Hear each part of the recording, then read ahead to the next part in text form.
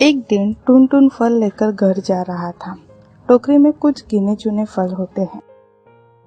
उसी वक्त वहाँ पेड़ पर बैठा कालू कौवे की नजर दूर से आते हुए टुनटुन पर पड़ती है और उसके फल पर भी पड़ती है। यह देखते हुए उसे फल खाने की बहुत इच्छा होती है। ये फल कितने मीठे दिख रहे हैं, पर मैं इसे कैसे खाऊं? वह सोचता है टुनटुन तो काफी गुस्से वाला है और वह उसे फल खाने नहीं देगा। क्यों ना मैं खुद ही फल ऊपर से उठा लूं, उसे पता भी नहीं चलेगा। थोड़ी देर में टुनटुन पास आता है और कालू उसी समय पेड़ से उतर के कुछ फल टोकरी में से उठा लेता है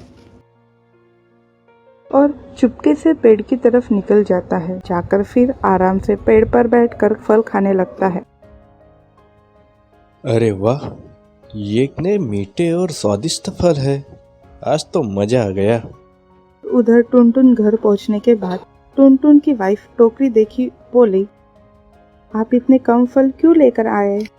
टुनटुन बोला, मैंने तो आज फल ज्यादा लाए थे, इतने कम कैसे हो गए? टुनटुन की वाइफ बोली, ठीक है जी, आज के दिन गुजारा कर लेंगे, कल ज्यादा फल ले आना।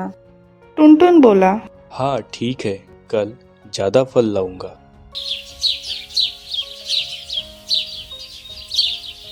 और अगले दिन टुनटुन फिर से फल लेकर घर की तरफ निकलता है और कालू कौवा उसी तरह ही डाली पर बैठा रहता है। उसे टुनटुन फल लेकर आते हुए दिखाई देता है। टुनटुन बोला, अरे वाह, आज भी फल खाने के लिए मिलेंगे। मेरा तो नसीब ही पलट गया है। कालू कौवे ने फिर से टोकरी में से फल उठा लिए और अपनी जगह जाकर बैठ गया। टुनटुन फल खाते हुए, अरे वाह, कितने स्वादिष्ट फल है।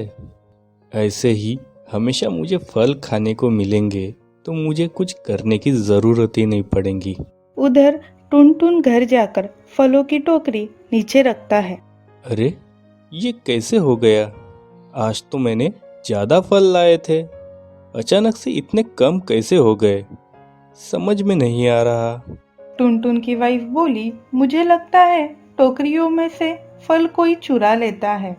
हमें राजा के पास जाना चाहिए, वही कुछ कर सकेंगे।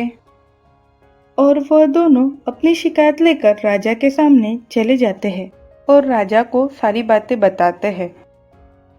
राजा सारी बातें सुनने के बाद, ठीक है, मैं समझ गया।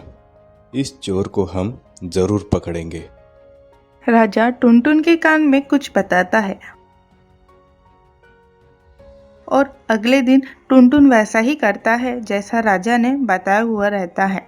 टोकरी में फल लेकर अपने घर की तरफ निकल पड़ता है।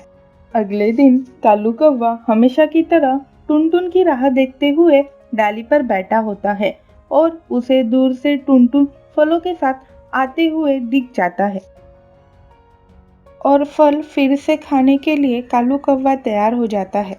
चलो, आज भी मजा आएगा फल खा के। जैसे टुनटुन पास आता है, कालू कौवा छलांग मारता है और जैसे फल उठाने के लिए जाता है, उसका मुंह फलों को चिपक जाता है। कालू कौवा वहां से निकलने की कोशिश में वहां पर फंस जाता है और पकड़ा जाता है। जैसे कि राजा ने तरकीब दी थी वैसे ही काम हुआ। उसी वक्त उसे राजा के सामने पेश किया जाता है। अच्छा, तो वो तुम हो चोर। इसकी सजा तुम्हें जरूर मिलेगी। कालू कौवे को ये जंगल छोड़ के हमेशा के लिए यहाँ से जाना होगा। यही तुम्हारी सजा होगी। और इस तरह कालू कौवा जंगल छोड़कर चला जाता है। दोस्तों, अगर ये आपको कहानी पसंद आई हो और आगे भी आपको ऐसे ही कहानियाँ सुननी हो तो हमें लाइक एंड सब्सक्राइब ज़रूर करें। धन्यवाद।